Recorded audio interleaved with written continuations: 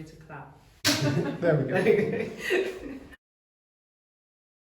Yeah, so we'll start a bit about yourself. If you could introduce yourself and who you are, what your business is about. So, yeah. Sure, yeah. So my name is Ria. I'm now 25 years old. I'm originally from the Netherlands and I moved to Barcelona 2 years ago, a little over 2 years ago. And I have a business as wedding planner, destination wedding planner. I started working on the business plan while I was still in the Netherlands. And I decided that I wanted to do it here to focus on the niche market for couples in the Netherlands wanting to get married here in Spain, especially in Catalonia. And now I'm opening a second market for mainly expats. What was your key driving force towards becoming an entrepreneur? Yeah, good question. So there was not per se one moment where I figured like, I want to start a business, that sounds so great, I want to do it. But as a wedding planner, it's super hard to find a job. It is possible, it's rare though, and you'll be limited. So it was not per se a decision to start my business, but it was a decision to become a wedding planner, which involved the starting a business as well already. You said you didn't have an initial, like, this is the time. Yeah. But with your initial ideas, how has that changed over the years? Yeah, so that's mainly been in the beginning when I started working on my business plan and like, okay, but if I want to start this business, how am I going to, what's going to be my unique selling point? Because at that time there were already like almost over 600 wedding planners in the Netherlands. And the Netherlands is very small. So yeah, that's a lot of competition. So then it's important to find your own unique voice. So I was thinking about that, and in the meantime, like personally, I was thinking like, do I want to move to Barcelona maybe? And then I decided to combine those because it was good for me to find a niche market here. There are a couple of Dutch wedding planners in Spain, but they are mainly in the south. So in the north of Spain, I had quite a good market. And that's also what I noticed now, that a lot of Dutch couples are easy to find me.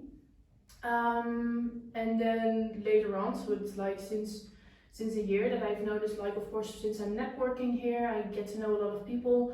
I've noticed also the demand from people as mainly expats here that also would like help on their wedding. So that's why I'm opening up the second market.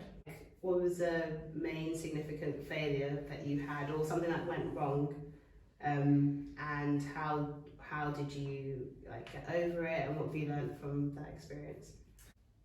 I cannot think of anything super big because, like I mentioned, I'm organized. I usually plan too much ahead before I let something go wrong. Of course, you run into issues with weddings, so things that learning points I like to call them. Is that more like issues on the day or issues in the lead up to? Both. Yeah. But mainly on the day, because on the day you get more confronted with it. Yeah. So what would you say your biggest goals are moving forward? You mentioned about opening up to expats. Is there any other goals you have? Well, that's a very big one. So now short-term goals are like opening that second market, and along comes with that a new name. I need to choose a new name because I now have a Dutch name that people cannot pronounce outside of the Netherlands. How do you pronounce it? Bruiloftkriebels. Okay. Yeah, no. So that's like short-term goals is like a little bit like rebranding, getting a new name out there, opening up the second market and position myself also amongst the expats here. What would be your biggest piece of advice to someone else who's thinking of being an entrepreneur or starting their own company? I think it depends a lot on like what kind of industry you're going to start a business in. But I guess it's very important to start your business from a passion, and not just because you want to start a business, but because there's something that you really like to do and a mission that you have behind it, because that's gonna give you the motivation and the drive to keep going when things get hard. So yeah, find your passion, work on that, and then be persistent all the way through.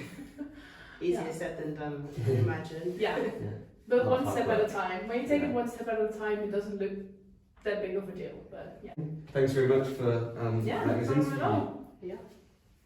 Hope this gave you a little bit of an understanding. Very insightful. Cool.